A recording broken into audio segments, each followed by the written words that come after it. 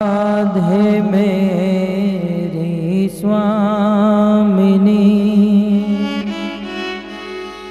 मैं राधे को दास,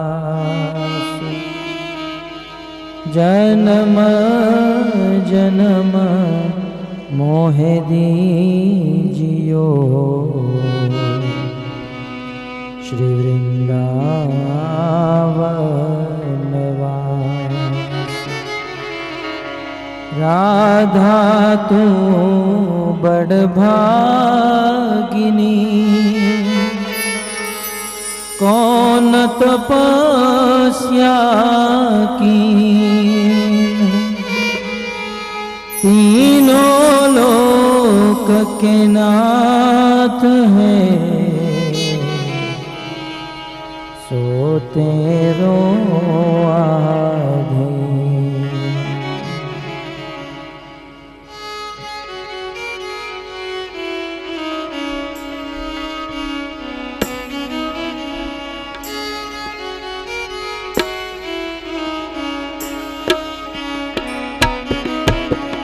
जय राधा माधव कुंज बिहारी, जय राधा माधव कुंज बिहारी, जय राधा माधव कुंज बिहारी, जय राधा माधव कुंज बिहारी, जय राधा माधव कुंज बिहारी, जय राधा माधव कुंज बिहारी, जय राधा माधव कुंज बिहारी, जय राधा माधव कुंज बिहारी, गोपी जन वल्लभ गिरिवरधारी,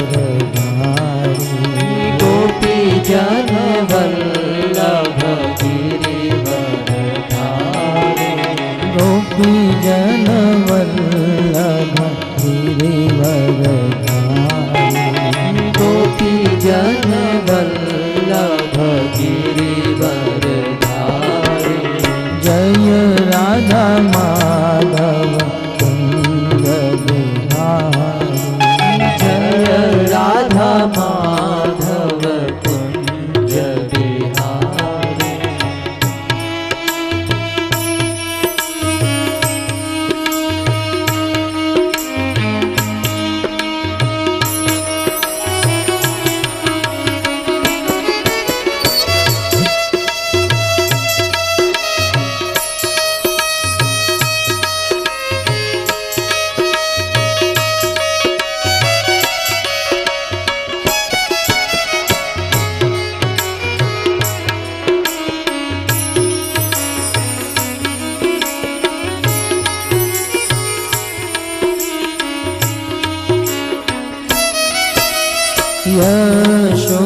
यशोदानंदन व्रज जन रंजन, यशोदानंदन व्रज जन रंजन, यशोदानंदन व्रज जन रंजन, यशोदानंदन व्रज जन रंजन, यशोदानंदन व्रज जन रंजन, यशोदानंदन व्रज जन रंजन, यशोदानंदन व्रज जन रंजन, यशोदानंदन व्रज जन रंजन, यमुना तीरवनचारी, यमुना तीरवनचारी,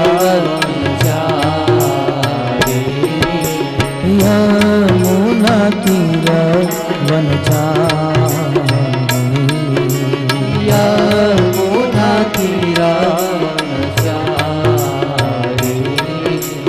जय राधा माधव कुंज बिहारी,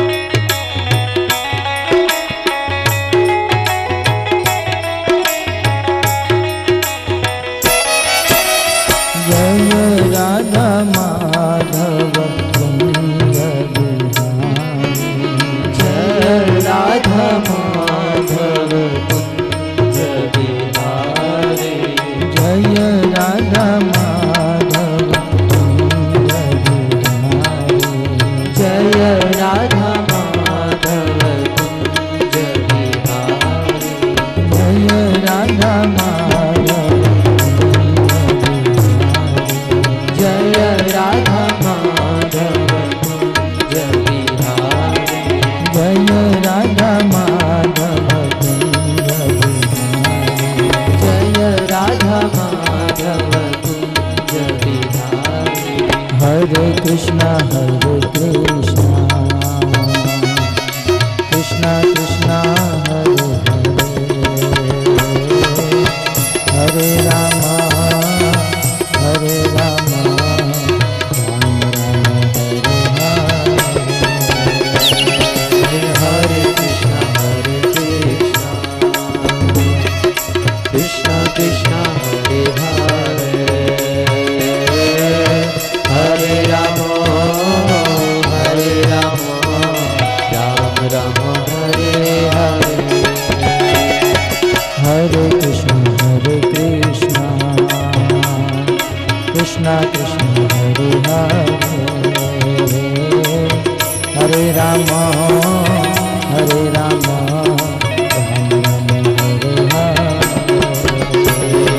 हरे कृष्णा कृष्णा कृष्णा हरे हरे हरे राम हरे राम राम हरे हरे बोलो हरे कृष्णा कृष्णा कृष्णा हरे हरे हरे राम राम राम हरे हरे हरे कृष्णा कृष्णा कृष्णा हरे हरे हरे राम राम राम हरे हरे बोलो हरे कृष्णा कृष्णा कृष्णा हरे हरे हरे राम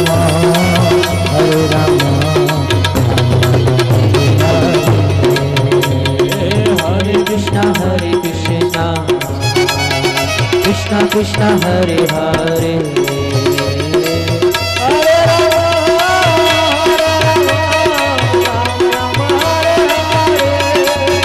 बोलो हरे कृष्णा कृष्णा कृष्णा हरे हरे हरे राम राम हरे हरे हरे कृष्णा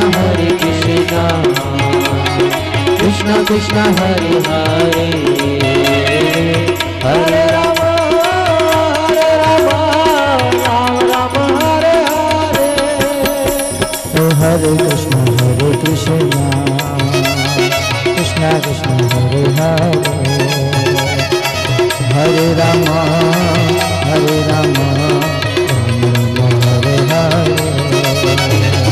हरे कृष्णा कृष्णा हरे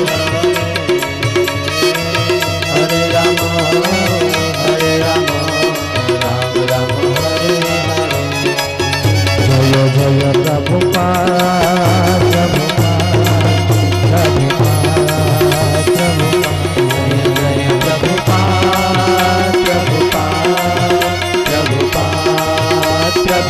निताय गौर हरि बोल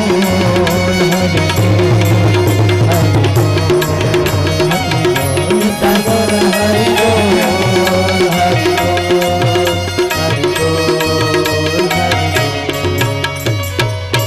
श्री रामचंद्र भगवान की जय श्रील प्रभुपाद की जय गौर प्रेमानंद हरे हरि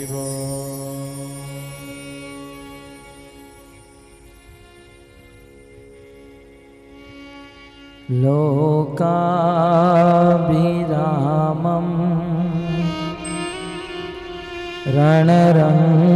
रणरङ्गधीरं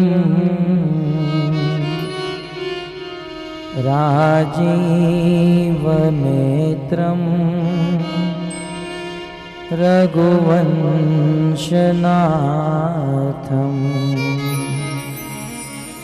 कारुण्यरूपं करुणाकरन्तं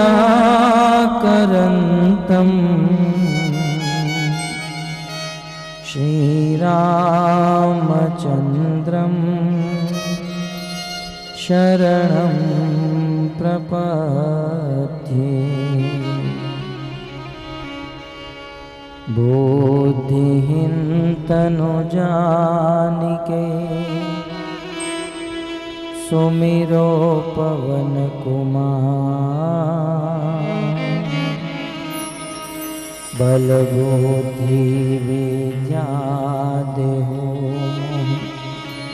हरहूँ कलेश विकार। श्री गुरु चरण सरोज रज निज मन मुकुर सुधार। बरनौ रघुवर विमल जसु जो दायक फल चार।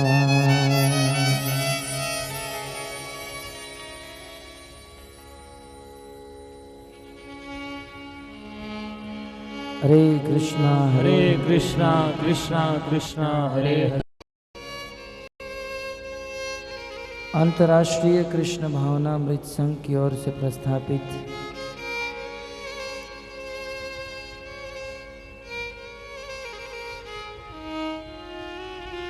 श्री राम कथा में हार्दिक स्वागत करते हैं। आज इस कथा का चतुर्थ दिवस है।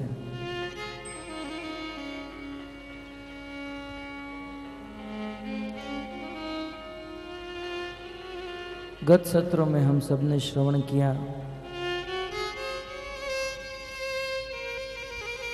किस प्रकार से यह राम कथा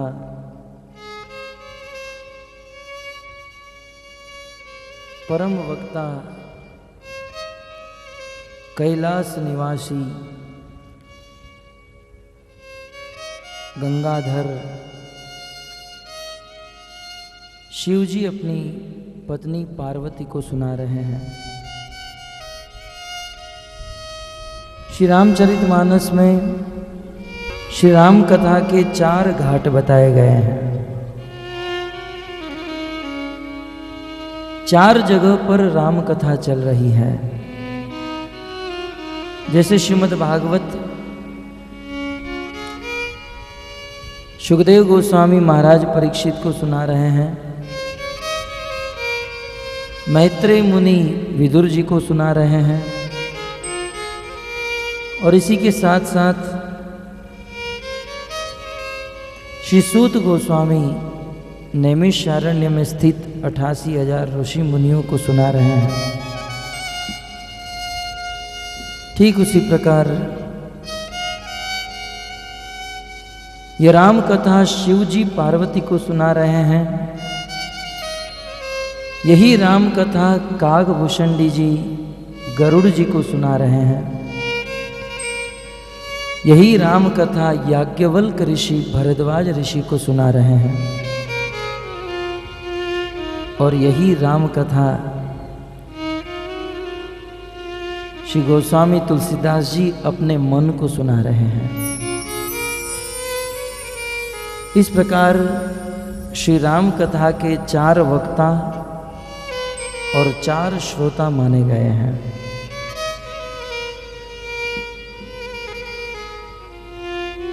यदि कोई राम कथा को एक बार भी अपने जीवन में श्रवण कर लेता है, गोस्वामी जी कहते हैं राम कथा सुनने वाला व्यक्ति राम का प्रिय बन जाता है। राम कथा सुनने से भगवान के प्रति प्रेम उत्पन्न हो जाता है। परंतु यह राम कथा सुनने के लिए 3 चीज ध्यान में रखनी अत्यंत आवश्यक है। गोस्वामी जी कहते हैं, जे श्रद्धा संबल सहित नहीं संतन कर साथ, तिन कहूँ मानस अगम अति, जिन ही न प्रिय रघुनाथ। राम कथा सुनने पर भी भगवान श्री रामचंद्र उस श्रोताओं के प्रति प्रिय नहीं होंगे यदि उस श्रोताओं में यह तीन वस्तु नहीं होगी। जे श्रद्धा संबल सहित, राम कथा सुनने के लिए श्रद्धा चाहिए। बिना श्रद्धा के कथा सुनने से कोई फायदा नहीं है। और श्रद्धा के साथ साथ संबल है। संबल सहित संतन कर साथ, राम कथा सुनने के लिए संतों का साथ चाहिए और साथ ही साथ भक्ति चाहिए। भक्ति, श्रद्धा और संतों के साथ बैठकर यदि हम राम कथा सुनते हैं तो भगवान राम कथा सुनने वाले के तुरंत वश में हो जाते हैं। परम सौभाग्य है आज संतों के, भक्तों के साथ परम श्रद्धा से और भक्ति से हम सब ये कथा श्रवण करने बैठे हैं। गत सत्र में हमने श्रवण किया किस प्रकार भगवान श्री रामचंद्र का इस पृथ्वी पर अवतार हुआ। गोस्वामी जी कहते हैं हरि रघुवंश लीन अवतारा। साक्षात हरि जो अपने भक्तों के दुख को हर लेते हैं, जो अपनी सुंदरता से अपने भक्तों के मन को हर लेते हैं, जो अपने परम प्रभाव से अपने भक्तों के दुख को हर लेते हैं, ऐसे भगवान हरि रघुवंश लीन अवतारा। ऐसे भगवान श्री हरि ने रघुवंश में अवतार धारण किया। भक्तों, भगवान जब इस पृथ्वी पर आए उनसे पहले अनेकों वंश चल रहे थे, परंतु भगवान राम ने अवतार लेने के लिए रघुवंश को ही चुना। इसका कारण बताते हुए संतगण कहते हैं सर्वप्रथम भगवान श्री रामचंद्र को अद्भुत कार्य करने थे। अनेक लोगों का उद्धार करना था, अनेक पापियों को पवित्र करना था, प्रजाओं को सुखी करना था।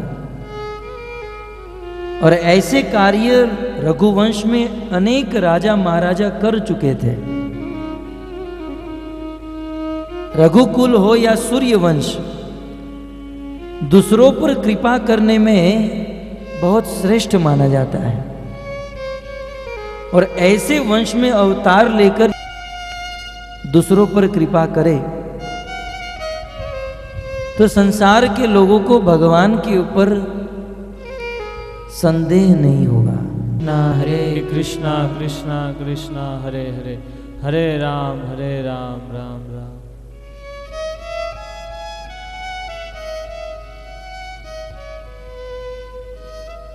किसी को भगवान पर संदेह न हो,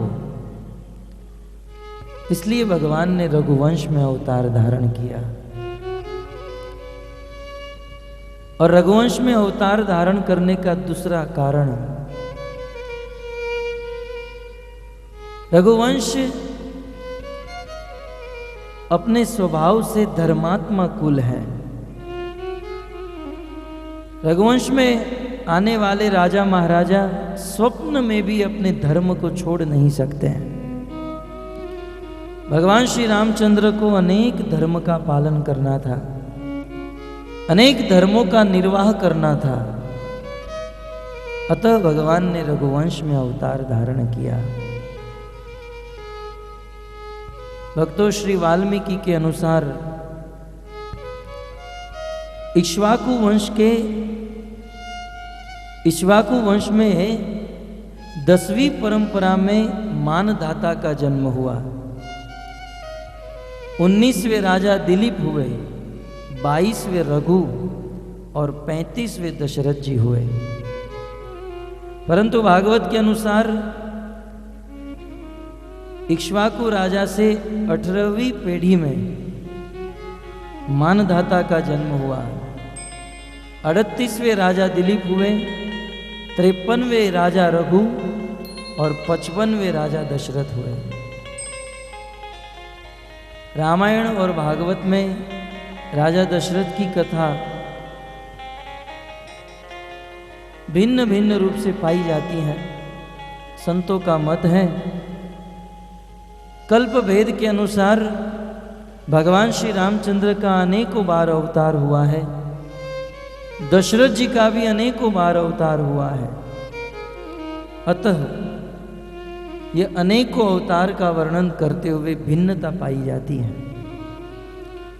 परंतु कई बार लोगों के मन में यह प्रश्न होता है कि भगवान भारत में ही जन्म क्यों लेते हैं और विशेष करके सूर्यवंश रघुवंश में क्यों जन्म लेते हैं। भक्तों, सूर्यवंश और रघुवंश के विषय में आया है। वैसे तो इस वंश का नाम था सूर्यवंश, परंतु इस वंश में जैसे ही रघु राजा का जन्म हुआ, इस वंश का नाम बदल गया। बहुत सुंदर कथा है पुराणों में।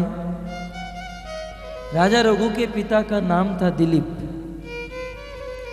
और उनकी पत्नी का नाम था सुदक्षिणा। दिलीप और सुदक्षिणा का विवाह हुआ, अनेकों वर्ष बीत गए, परंतु पुत्र की प्राप्ति नहीं हुई। एक दिन इंद्र की सेवा करने के लिए गए थे, स्वर्ग से वापस लौट रहे थे। वापस लौटते समय सुदक्षिणा को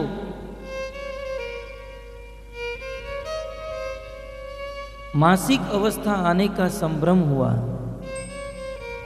अतः तेज गति से अपने घर पर चली आई और घर पर आते हुए रास्ते में कामधेनु नामक गाय खड़ी थी। उस कामधेनु नामक गाय को प्रणाम करना भूल गई। वशिष्ठ जी के पास गए और वशिष्ठ जी को कहा गया, हमारे जीवन में संतान की प्राप्ति क्यों नहीं हो रही है। वशिष्ठ जी ने कहा, क्योंकि आपकी पत्नी के द्वारा एक गाय का अपमान हो गया है, एक गाय के प्रति अपराध हो गया है। अपराध यही था, गाय को देखकर प्रणाम नहीं किया था। भक्तों, इस संसार में भक्त को देखकर प्रणाम न करना ये भी एक अपराध माना जाता है। हरि भक्ति विलास में श्री सनातन गोस्वामी लिखते हैं, हंति निंदन्ति वै द्वेष्टि। यदि किसी वैष्णव को मारा जाए, किसी वैष्णव की निंदा की जाए, किसी वैष्णव के प्रति द्वेष रखा जाए, अथवा किसी वैष्णव को देखकर प्रणाम न किया जाए, यहां तक कि किसी वैष्णव को देखकर प्रसन्न न हुआ जाए, तब भी उसे वैष्णव अपराध माना जाता है। और गाय भगवान की परम भक्ता है, जिसमें 33 कोटि देवी देवताओं का वास है, और उसमें भी समस्त गायों में श्रेष्ठ कामधेनु को प्रणाम करना भूल गए, अतः संतान की प्राप्ति नहीं होगी। परंतु गुरुदेव, हमें संतान चाहिए, बिना संतान के हमारा वंश कैसे चलेगा। तब वशिष्ठ जी ने कहा, यदि तुम्हें संतान की प्राप्ति करनी है तो तुम दोनों पति पत्नी मिलकर कामधेनु गाय की पुत्री नंदिनी की सेवा करो। तुम्हारी पत्नी को कहो घर पर नंदिनी की सेवा करे और तुम नंदिनी को लेकर जंगल में चराने के लिए जाओगे। ये नंदिनी कामधेनु गाय की पुत्री अर्थात बछड़ी थी। कई दिनों तक सुदक्षिणा अपने घर पर नंदिनी की सेवा करती रही और राजा दिलीप प्रतिदिन नंदिनी को लेकर जंगल में चरावाह के लिए जाते थे।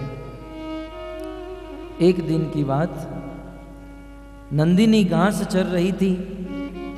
राजा दिलीप एक वृक्ष के नीचे बैठे थे। उस समय एक शेर दहाड़ते हुए आया। जैसे ही वह शेर उस नंदिनी को खाने गया, उस समय राजा दिलीप खड़े हो गए, अपने धनुष पर बाण चढ़ा लिया और उस शेर के मस्तक के ऊपर ताक दिए। उसी समय वह शेर वहीं पर खड़ा रह गया। राजा दिलीप ने कहा, मैं इस नंदिनी का सेवक हूं। शेर ने कहा, परंतु मुझे भूख लगी है, मुझे भोजन करना है, और ये गाय बछड़े ये मेरे भोजन है, मेरे आहार है, तुम कुछ नहीं कर सकते हो। तब राजा दिलीप ने कहा, मैं इस नंदिनी की सेवा कर रहा हूं, गुरु जी की आज्ञा है। यदि तुमको भोजन करना ही है तो मेरा भोजन कर लो। एक बछड़ी की रक्षा करने के लिए राजा दिलीप अपने शरीर को देने के लिए तैयार हो गए। इसे कहते हैं सूर्यवंश। दूसरों की रक्षा करने के लिए अपने आप को दे देना, यहां तक अपना सब कुछ दे देना, अपना प्राण भी समर्पण कर देना हो, तब भी तैयार रहते हैं। मुझे खा जाओ परंतु इस नंदिनी को छोड़ दो। इतना कह के राजा वहीं पर सो गए। वह शेर उनके पास आया और आते ही जैसे ही शेर उनके निकट आया, आकाश से पुष्पों की वृष्टि हुई। वह शेर और कोई नहीं, वह नंदिनी ही माया रूपी वह शेर का रूप लेकर आई थी। कहा, राजन, मैं तुम्हारी परीक्षा कर रही थी और तुम उत्तीर्ण हो गए। अब तुम कामधेनु के दूध को लेकर एक पर्णपूट में लेकर अपनी पत्नी को पिला दो, उसके गर्भ में बालक आ जाएगा, तुम्हें संतान की प्राप्ति होगी। इस प्रकार राजा दिलीप की पत्नी सुदक्षिणा गर्भवती हुई और राजा दिलीप के पुत्र हुए राजा रघु। रघु के विषय में बहुत सुंदर कथा आती है। राजा दिलीप 99 अश्वमेघ यज्ञ कर लिए। 100वां अश्वमेघ यज्ञ कर रहे थे। उस समय इंद्र ने सोचा, यदि राजा दिलीप 100 अश्वमेघ यज्ञ कर लेंगे तो मेरे स्वर्ग के राजा बन जाएंगे, मुझे मेरा स्वर्ग छोड़ना पड़ेगा। अतः इंद्र उस अश्वमेघ यज्ञ के घोड़े को चुरा कर भाग गया। राजा दिलीप ने अपने पुत्र रघु को भेजा, जाओ उस घोड़े को लेकर आओ। रघु गए, इंद्र के साथ घमासान युद्ध किया। इंद्र उस क्षण में पहुंच गया, यदि मैं 1 सेकेंड भी यहां पर खड़ा रहा तो ये रघु मुझे मार डालेंगे। उस समय इंद्र ने अपने प्राण को बचाने के लिए अपने वज्र का प्रत्याघात किया और जैसे ही वह वज्र रघु के ऊपर गिरा, रघु मूर्छित होकर गिर गए। इंद्र को लगा रघु की मृत्यु हो गई, परंतु कुछ समय के बाद रघु मूर्छित अवस्था से बाहर आए। आज तक जिस पर वज्र का प्रहार हुआ है वह व्यक्ति बचा नहीं है। वित्रासुर जैसा असुर भी वज्र से मारा गया, परंतु राजा रघु को कुछ नहीं हुआ, खड़े हो गए। इंद्र को लगा कि वज्र के आघात को सहन नहीं कर पाएंगे। वज्र के प्रत्याघात से वे भागकर अपने घर चले जाएंगे, परंतु राजा रघु में इतना पराक्रम था, वज्र का आघात होने के बाद भी वे खड़े होकर इंद्र के साथ युद्ध करने के लिए आए। तब इंद्र के हृदय से प्रसन्नता उत्पन्न हो गई। आज तक मैंने ऐसा वीर नहीं देखा। जिस पर वज्र का आघात किया हो, फिर भी मेरे साथ युद्ध करने के लिए आया हो। आज तक ऐसा पराक्रमी रणभूमि में मेरे सामने कोई नहीं मिला। अतः इंद्र रघु के ऊपर प्रसन्न हो गए, बोले मैं तुम पर प्रसन्न हूं, तुम्हें क्या चाहिए? रघु ने कहा मुझे और कुछ नहीं चाहिए, पिता ने मुझे आज्ञा दी है घोड़े को लेकर आओ, मुझे मेरा घोड़ा चाहिए। इंद्र ने घोड़ा दे दिया, रघु घोड़े को लेकर आए। राजा दिलीप ने 100वें अश्वमेघ यज्ञ को संपन्न किया और 100 अश्वमेघ यज्ञ करने के बाद पूरी दुनिया इंद्र को दान में दे दी, क्योंकि इन्होंने सोचा कि इंद्र की इच्छा थी मुझे चाहिए। यह है सूर्यवंश। यदि कोई व्यक्ति मन में भी इच्छा कर ले कि मुझे ये राज्य चाहिए, ये वस्तु चाहिए, सूर्यवंश में रहने वाले राजा उसे वास्तविक रूप से दे देते थे। हरिश्चंद्र के स्वप्न में आया, मैंने सारी पृथ्वी विश्वामित्र को दान में दे दी। दूसरे दिन विश्वामित्र जी को बुलाकर वास्तव में दान में दे दी। ये है रघुवंश। सब कुछ दान में दे दिया। भक्तों, इसी सूर्य वंश में अम्बरीश महाराज का जन्म हुआ। अम्बरीश के पिता का नाम था नाभाग और नाभाग के पिता का नाम था नभग। ये नाभाग इत्यादि 4 भाई थे और नाभाग जो थे सबसे छोटे थे। पढ़ने के लिए गुरुकुल में गए थे। बाकी के 3 भाइयों ने मिलकर अपनी पिता की संपत्ति का बंटवारा कर लिया। प्रश्न उठा, वो छोटा भाई जब आएगा तो उसे क्या देंगे? बोले छोड़ो, वो आएगा नहीं आएगा, आएगा तब देखा जाएगा। 4 भाई होते हुए भी पिता की संपत्ति को 3 हिस्से में बांट लिया। कुछ दिनों के बाद नभग के पुत्र नाभाग आए और देखा यहां न तो घर है न कुछ। अपने भाइयों के पास गए, बोले आपने पिता की संपत्ति का बंटवारा कर लिया? बोले हाँ। बोले मेरा हिस्सा दे दो। तब तीनों भाइयों ने मिलकर कहा हाँ, हमने पिता की संपत्ति का बंटवारा कर लिया। तो बोले मेरा हिस्सा? बोले तुम्हारे हिस्से में पिताजी बचे हैं।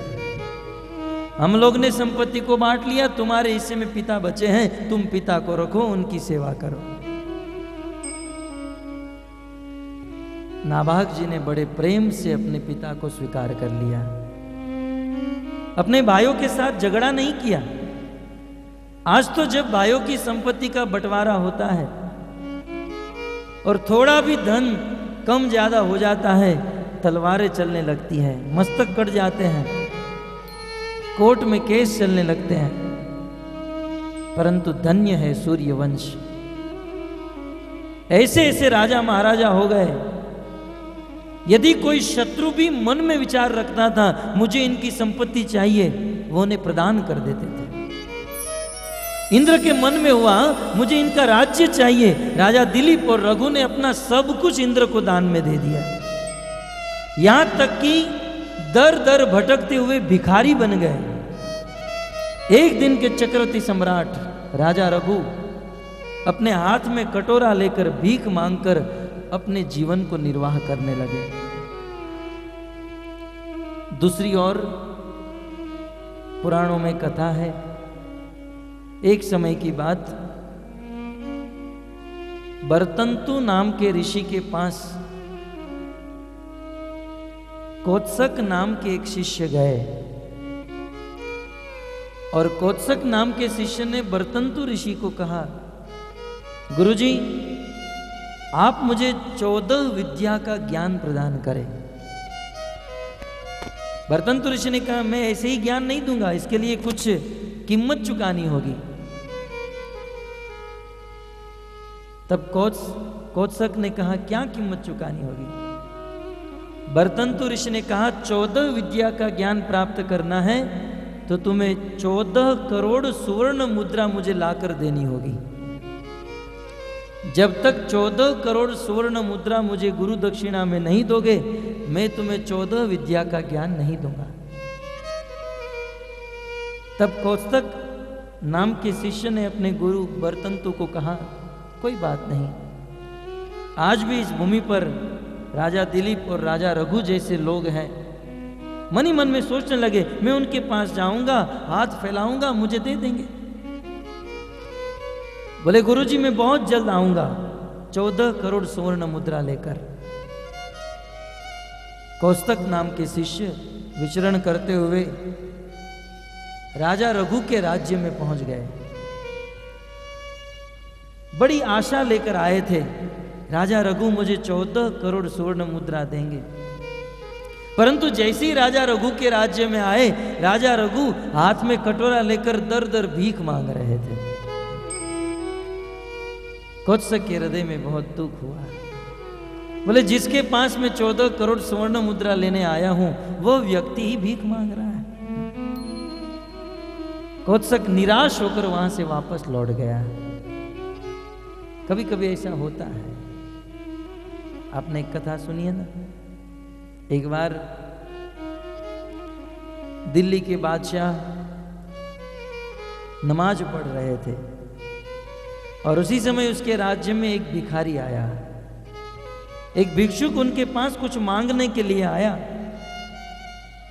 राजा नमाज पढ़ रहे थे और आया, कक्ष में आकर देखा राजा नमाज पढ़ रहे हैं, भिक्षुक वहां से वापस लौट गया।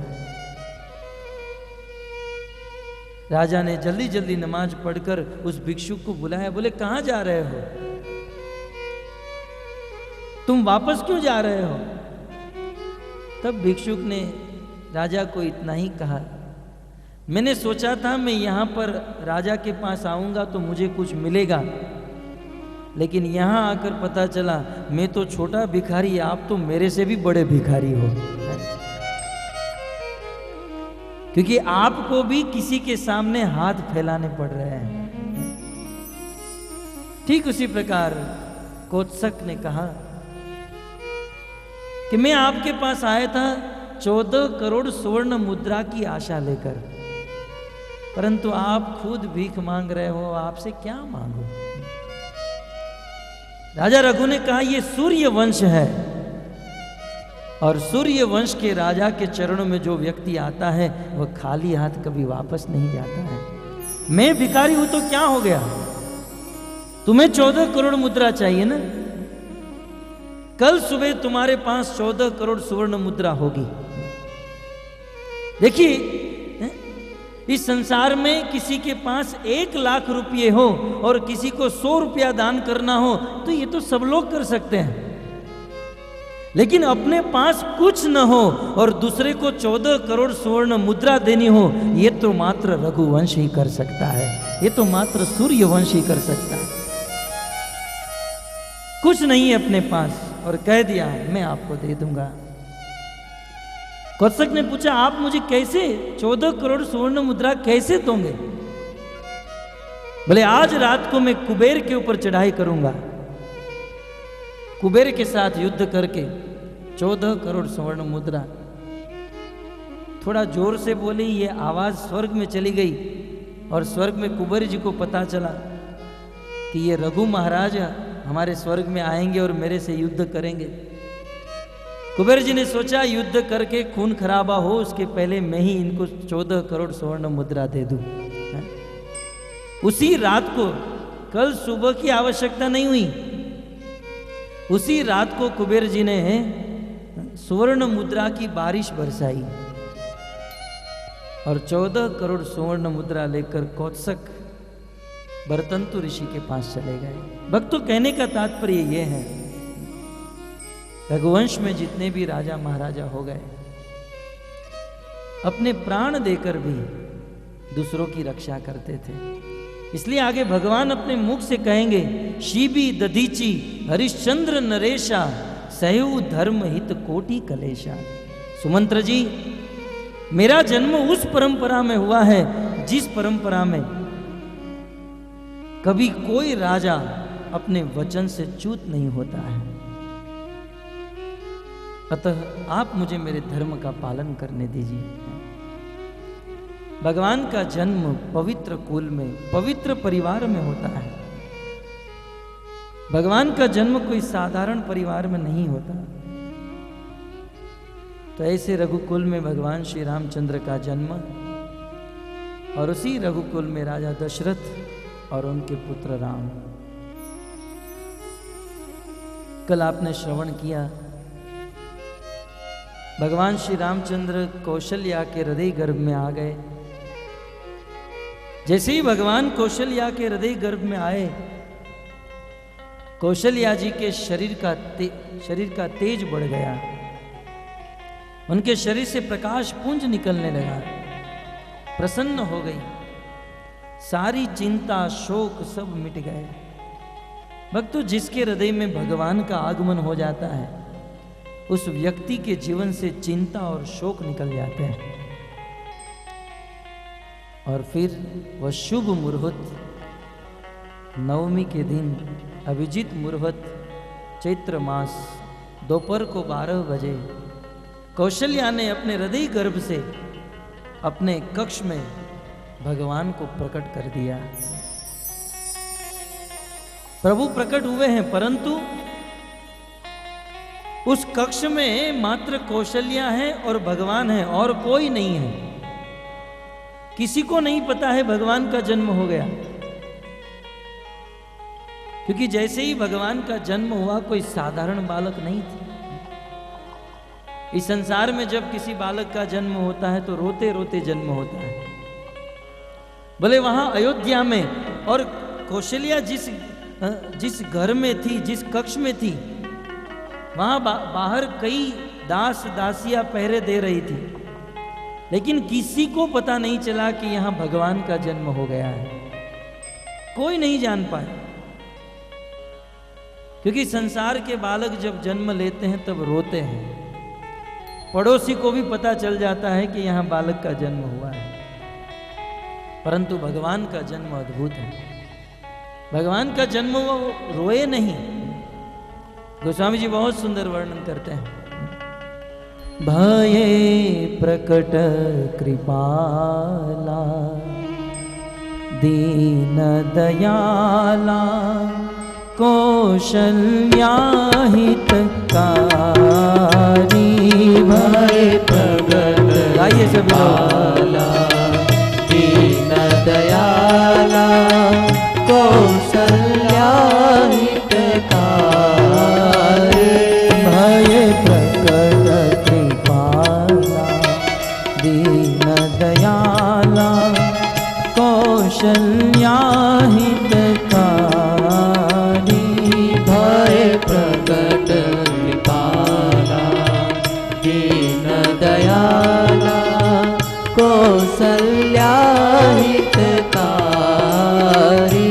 हर्षित महतारी मुनि मनहारी अद्भुत रूप विचारी। हर्षित महतारी मुनि मनहारी अद्भुत रूप विचारी। लोचन अभिरामा तनु घनश्यामा। लोचन अभिरामा तनु घनश्यामा। निज आयुध भुज चारी भूषण वनमाला नयन विशाला शोभा सिंधु करारी। भूषण वनमाला नयन विशाला शोभा सिंधु करारी। भय प्रकट कृपाला दीन दयाला कौशल्या हितकारी। भय प्रकट कृपाला दीन दयाला कौशल्या हितकारी। भय प्रकट कृपाला। गोस्वामी जी ने ऐलान किया, संसार में साधारण बालकों की तरह भगवान का जन्म नहीं, भय प्रकट कृपाला, भगवान का प्राकट्य हुआ है। बहुत सुंदर सिद्धांत दे दिया भगवान का कभी भी जन्म नहीं होता है, भगवान का प्राकट्य होता है। क्या अंतर है जन्म में और प्राकट्य में? भक्तों, जन्म और प्राकट्य में जमीन आसमान का अंतर है। जब इस संसार में कोई साधारण जीव जब इस संसार में आता है तो उसका जन्म कहा जाता है। लेकिन भगवान जब इस पृथ्वी पर आते हैं तब उसे जन्म नहीं, उसे प्राकट्य कहा जाता है। इस संसार में जब साधारण जीव का जन्म होता है तो अपने कर्म के फल स्वरूप जन्म होता है, परंतु भगवान का जब प्राकट्य होता है तो अपनी स्वतंत्रता से जन्म लेते हैं। भगवान को किसी भी प्रकार का कर्म बंधन नहीं लगता है।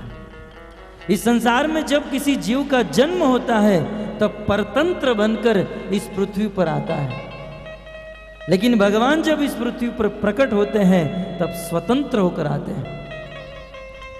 भक्तों, भगवान बिल्कुल स्वतंत्र हैं। भगवान चाहे तो रघुकुल में, चाहे तो सोमवंश में, चाहे सूर्यवंश में कहीं भी जन्म ले सकते हैं, कभी भी जन्म ले सकते हैं, किसी भी रूप में, किसी भी अवस्था में जन्म ले सकते हैं।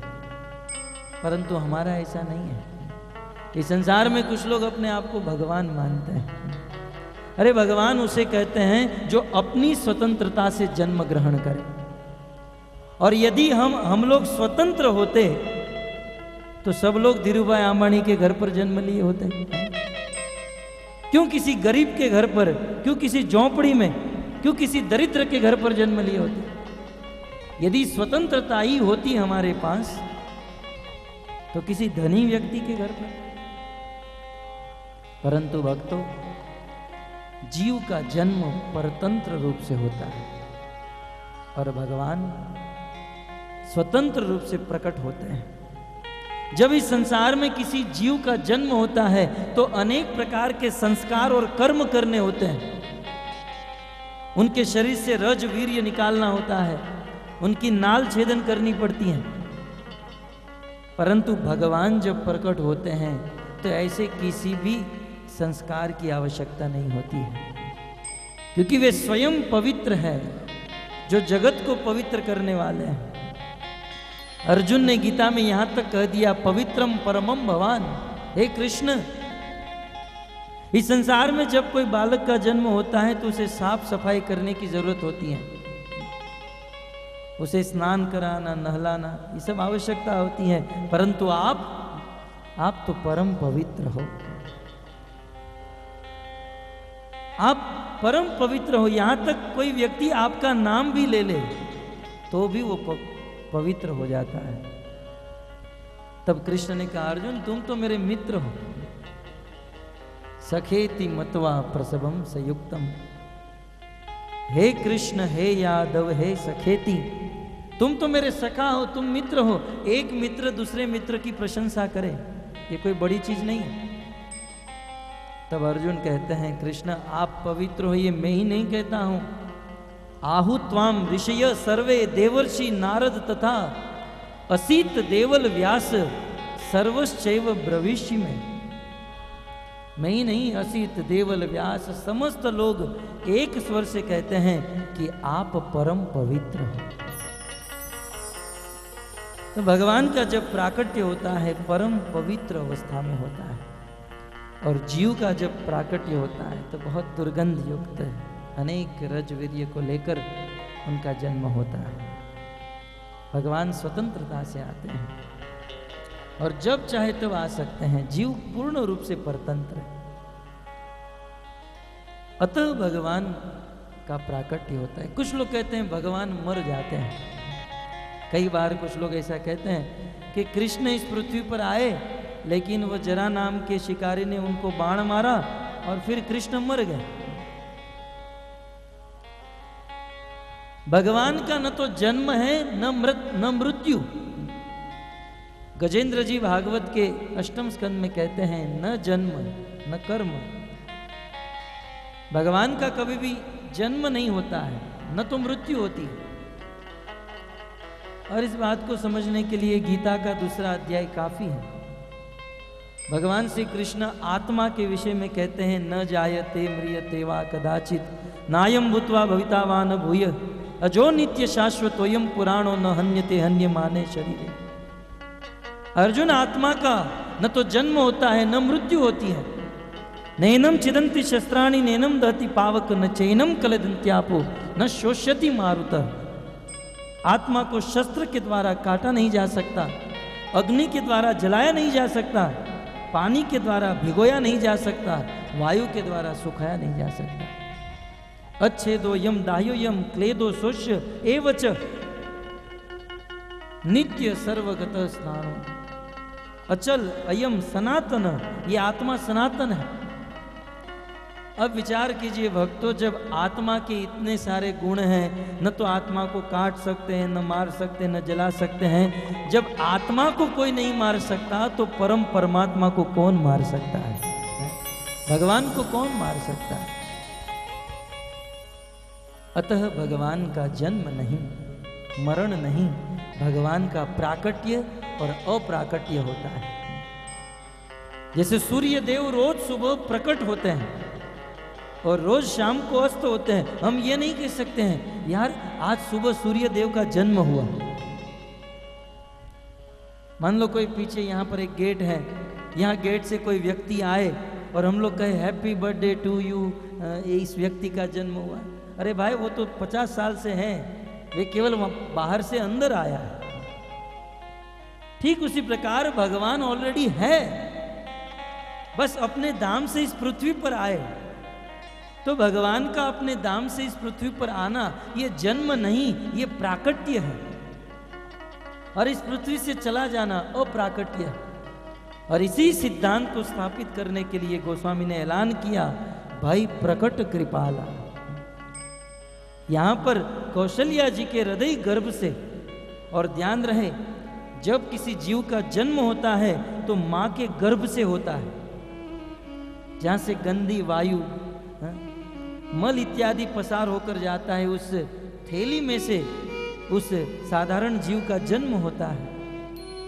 परंतु भगवान का जब जन्म होता है तो भक्तों के हृदय से होता है। रामायण खोलकर देख लीजिए, भागवत खोलकर देखिए, भगवान कृष्ण का जन्म कैसे हुआ? देवकी के हृदय गर्भ से। भगवान राम का जन्म कैसे हुआ? कौशल्या जी के हृदय गर्भ से। तो इस प्रकार भगवान हृदय गर्भ से जन्म लिए, प्रकट हो गए। भाई प्रकट कृपाला। बोले ये कैसे, इनका गुण क्या है? बोले दीन दयाला। भाई प्रकट कृपाला, दीन दयाला, कौशल्या हितकारी। ये दिनों के ऊपर दया करने वाले हैं, परम दयालु हैं। वास्तव में इस संसार में भगवान जितने दयालु हैं इतना और कोई नहीं हो सकता है।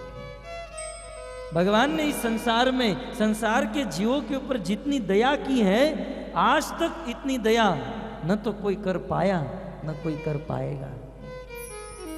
कई बार हम लोग कहते हैं फलाने भाई बहुत दयालु है, फलाने भाई बोलो बहुत दयालु हैं, परंतु कभी भगवान के ऊपर दृष्टि कीजिए, वे कितने दयालु हैं। रिक्शा वाला 11 रुपये का मीटर हुआ है और हम उनको 10 रुपये दे रहे हैं, छुट्टा पैसा नहीं है तो कह देता है 1 रुपया मत दो, तो हम कहते हैं रिक्शा वाला कितना दयालु है। कोई बिजनेस कर रहे हैं, उसमें 2-5 हजार की छूट मिल गई, कहते हैं ये भाई साहब कितने दयालु हैं। परंतु विचार करो भक्तों, जिस भगवान ने इतना सुंदर शरीर दिया जिसकी कोई मूल्य नहीं लगा सकते हैं, अमूल्य शरीर जिसको पैसे से नहीं तोल सकते हैं, इतना सुंदर शरीर दिया। इस शरीर को चलाने के लिए हवा, ऑक्सीजन, कभी किसी को आईसीयू में दाखिल करना पड़े तब पता चलेगा ऑक्सीजन का कितना भाव है? कभी हॉस्पिटल में जाकर पूछ लो ऑक्सीजन की एक बोतल कितने की मिलती है। यदि भगवान सबके घर पर बिल भेज दे कि भाई साहब आप 60 वर्ष से मेरी हवा पी रहे हो, मेरा ऑक्सीजन खा रहे हो, ये सभी ऑक्सीजन का बिल आप ऊपर भिजवा दो, मर जाएंगे परंतु फिर भी उसका बिल भर नहीं पाएंगे। जन्म से लेकर आज तक कितना पानी पी चुके हैं, आखिर ये पानी तो भगवान की देन है। भगवान यदि इस पानी का बिल भेज दे, क्या कोई इसे चुका सकता है? हवा का बिल कोई चुका सकता है? अरे आज तो रोज चिंता करते हैं, इतना लाइट बिल क्यों आ रहा है, इतना लाइट बिल क्यों बढ़ रहा है। आज तक भगवान भास्कर सूर्य देवता आकाश में आकर खड़े रहे, प्रकाश दिए, अनेकों कपड़े को सुखा दिए, अनेकों वनस्पतियों को उगा दिए। यदि भगवान बिल भेज दे कि मैंने एक बहुत बड़ा बल्ब लगाया जिसका प्रकाश आप सब लोग वापर रहे हो, जरा इसका बिल चुका देना, चुका सकते हैं?